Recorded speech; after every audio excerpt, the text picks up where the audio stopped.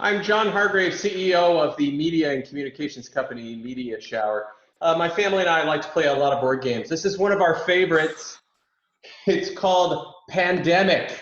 How appropriate. I love this game because you have to work together to save the world. It is a cooperative game. The only enemy is the virus. That's what you're trying to defeat. And every player gets one of these roll cards. And you have superpowers, for example, the quarantine specialist. Well, in this real life pandemic, we are all communication specialists, all of us, but especially those in the healthcare fields. And, you know, as we were thinking about what we could do as a media and communications company, I started to read and I found this 75-page document put out by the World Health Organization back in 2004. Because this isn't our first pandemic. We've had others, and they said there's lots of things we can do to communicate well. And it's important to communicate well because we're literally saving lives during a pandemic. Well, I read this document, and then I said, I don't think anybody else has read this. It's 75 pages long. So what we did was tried to condense this into a number of kind of more easily digestible tips and tricks that we are making publicly available in the public good. We put them together on a website that's called CoCo, and CoCo stands for Coronavirus Communication. And I'm going to share with you right now our quick little intro to CoCo. We're going to talk about what it is. We're going to talk about how you can help, and we're going to give you some great tools and resources with our real expert, Gil Bosch. So, CoCo. During a pandemic, it's important to communicate in a way that's helpful and truthful. It's something all of us can do. That's why we developed CoCo. CoCo stands for Coronavirus Communication. And it's your hub for getting helpful, truthful information into the world. COVID-19 is a virus. You may have heard that. It travels from one person to another. It spreads like a virus. You know what else spreads like a virus? Information. When everyone shares an idea, what do we call it? Going viral. Or in this case, antiviral. When we share good information, we slow the spread of the virus and we speed the spread of helpful, truthful information. And this acts like a magnet that attracts even more people. Our mission is to get these messages to spread faster than the virus. CoCo is a messaging toolkit with ready-made tweets, images, and even memes that you're free to use, remix, and share. Get creative. Good communication is how we band together as humans. We're one human species, and if we work together, we will win.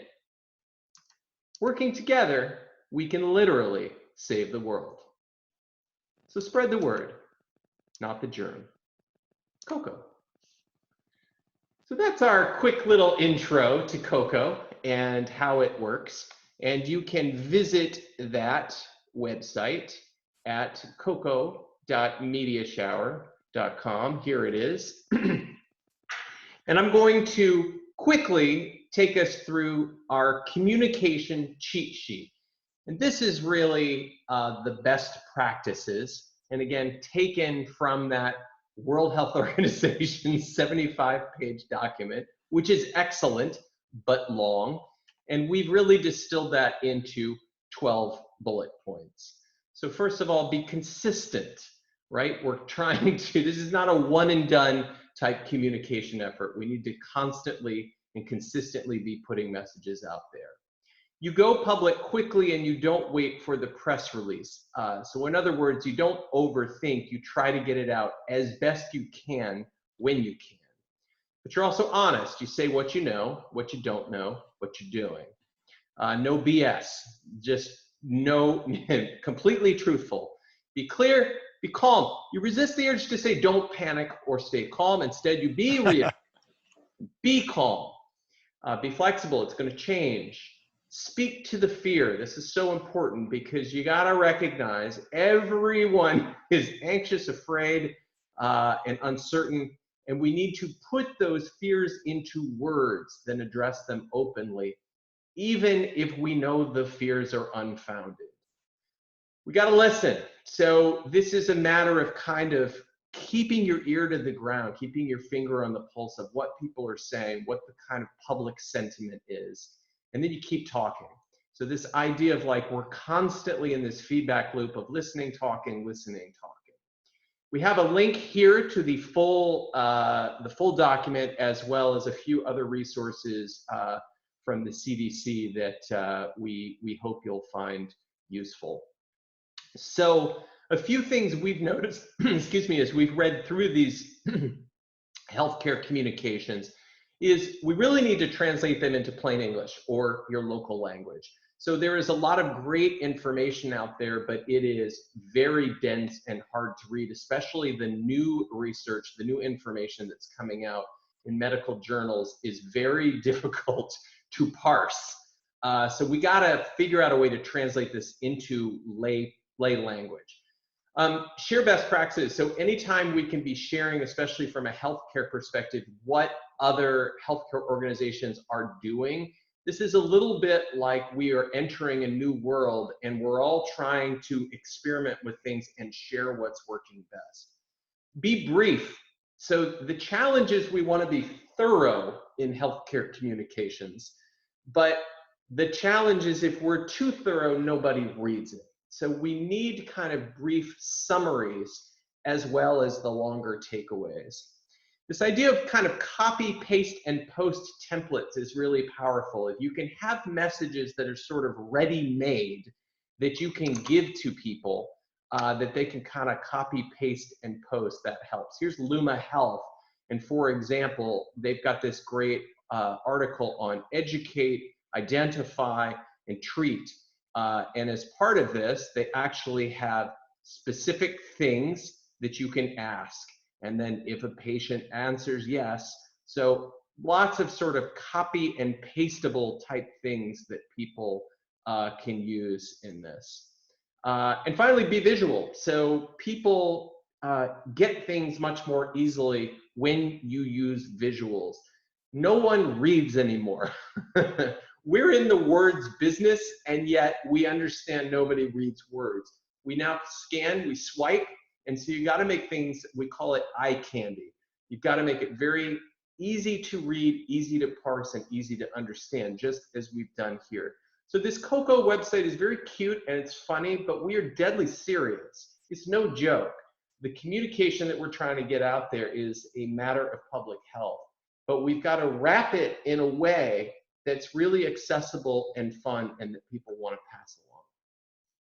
So that's what we're doing, and I want to introduce Gil Bosch. Gil, maybe you can give us a quick summary of who you are, your credentials, and then share with us your thoughts on this for a few minutes. John, thank you very much, and great work that you and your team are doing. The CoCo website that you've been talking about just now is an incredible resource, a composite of really credible, authoritative sources. And I hope that everybody who is listening to this webinar today will really jump to that immediately and use that for their organization or their community's go-to source. We really need addresses that aggregate accurate information, and you and the team have done a great job. It's a pleasure to join you today. I'm Gil Bosch. I'm the Global Managing Partner for Fin Partners Health Practice. It's one of the largest health communications groups in the world. And I've been privileged to be involved in health communications or health for some 40 years. I started actually, John, in the military as a chief combat medic for a battalion of paratroopers, where I did triage for a good amount of years, about 6 years, really on the front lines of healthcare, dealing with everything from emergency care to obviously family care. People have all sorts of aches and pains and rashes. They need care too. But that also dealt with, obviously, way back when, infectious disease and things like viruses. Viruses are as simple as colds. Through the years, I've been very, very fortunate. I've been an active volunteer and chair of one of the American Heart Association's largest affiliates, what's called the Founders Affiliate of the Northeast, one of their 7 regions. I've served on key boards that look at scientific innovation. I work with a group called GenTech, which looks at genetic cardiovascular disease. I work as an advisor to Let's Win for Pancreatic Cancer and many other public health groups. I've dedicated myself to public health communications for a good part of my career. What And I been love privileged. about you is you've got the healthcare cred. You definitely know your stuff, but you're also a communicator. I love that. And I was so taken by this blog post that you put out around the pandemic of poor communications, talking about how, in the absence of an authoritative source, people will fill the void with what they think. And isn't that what's happening right now? You know, John, I said that at the very early stages of when this hit, I was interviewed. This was March 5th, 2020. Yeah, You isn't it a posted it. shame? Yeah, I Yeah. know it's a shame, and people ask me about that, and I said, look, we're facing a authoritative voice vacuum. That at that point, CDC or WHO had not really stepped in to take the wheel on what people needed to hear, what they were concerned about. And what happens during that time period is whenever people feel, as you said quite effectively on these points, whenever people feel anxious or frightened, or people feel opportunistic and they want to add their voice to the conversation, we have a collision going on. The fears of society and people feeling a need to say something. Many of those voices actually are experts. They're from academic centers, they're from medical centers, but they're not necessarily authoritative voices, though they may be knowledgeable voices. Here's the way And I that's a think of it. difference. Here's the way I think of it. If people know what's going on, they can take it. If we have bad news, humans can handle bad news. We handle bad news all the time. We have deaths, we have divorce, we get laid off from jobs, we handle it. It's when people don't know what's going on that their minds go to all these dark places. They start Sure, anxiety. panicking, they start freaking out, they start coming up with conspiracy theories. That's where this comes from. So it's this lack of transparent communication, the lack of clear and consistent communication that is really the cause and our greatest enemy right now. Like, the virus is the ultimate enemy. Right. But it's this vacuum of communication, of clear and consistent and honest and truthful communication that are its allies in this. Yeah, absolutely, John. No, what we have going on is a little bit of who to believe and what to believe. But it starts with what you said, who to believe. So when you're having those anxieties, you talk about, your relationship or your job. We look to people. We believe in people. We don't necessarily trust facts any longer because facts are manipulated or sourced or served up in a way that people think that's how we want them. But we do trust people who are trustworthy. And you've touched on a lot of key points, and your tips on the website really touch on a lot of key points. When finally Dr. Tony Fauci from CDC jumped in and in essence took the mic, we started to listen, we started to organize, we started to appreciate the fact that we had to create some form of mitigation strategy. But it was really that authoritative voice of Dr. Fauci. And there's some other voices you've mentioned. Yeah. World Health Organization, I think, Yeah. is a great source. Yeah. I honestly also credit groups like yours and groups like WebMD are also great authoritative sources. So when people find an authoritative source, I recommend stick with it. If they see you and your team as an authoritative source, and you earn that trust consistently, stick with it. You're doing a great job. You're drawing from accurate resources. You're an aggregator. Stick with it. And that's what happens right now. But you're right. You touched on something that I think should concern us right now, which, I talk about the pandemic of panic. So as much as we're concerned about the pandemic of coronavirus, actually what's really lurking in the back of our minds right now is the panic of how will our society function. Yeah. And we actually, I would encourage our listeners to first of all be calm, as you said before, listen to authoritative sources. That might be at this point actually your local authorities, your state authorities, your governors, your mayors. These are people actually who are responsible for our well-being. So there's two things going on right now. One is our concern for our health and our concern for our physical well-being. Yes. So it's more from what does this mean from a public health standpoint? What does this mean from a health standpoint? And what does this mean from our well-being standpoint? Yes. So And this is critical. yeah, and on the website, so part of this is public health kind of awareness, like slowing the spread, right? And the idea behind slowing the spread is there is no cure for it now, but if we slow the spread, we can ease the burden on healthcare systems. So this is kind of the reason that we need to get this message out there.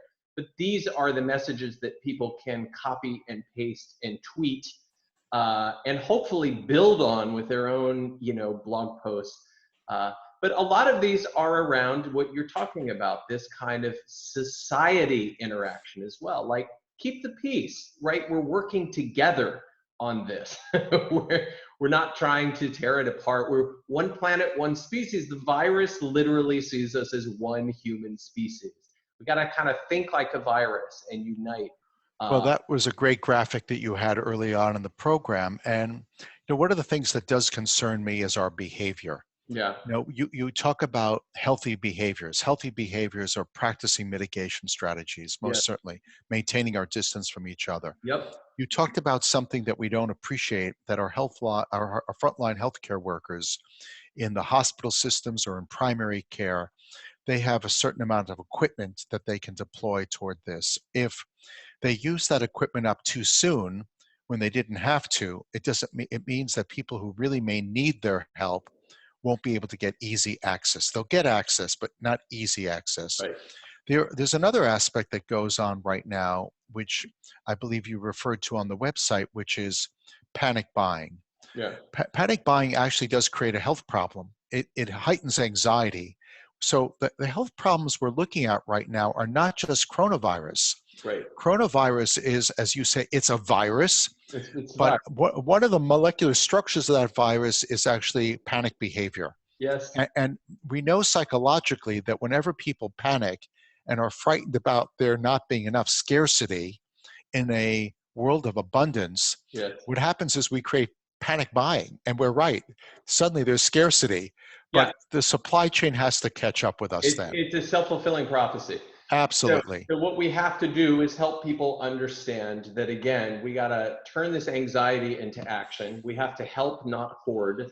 We have to focus on getting through this together. If we work together, we'll win. So what we've tried to do is package these into helpful little sound bites that healthcare associations or workers can use and can kind of, will hopefully stick in people's heads. Because that's what we're good at doing, is kind of creating these viral messages. But hopefully in this case, they're antiviral. All right, Gil, thank you so much for joining us. We really appreciate your time. Gil Bosch, you're on LinkedIn if anyone wants to contact you. And blessings. Thank you, John. Thank you to you and your team, and thank you for the great work you're doing. Thank you.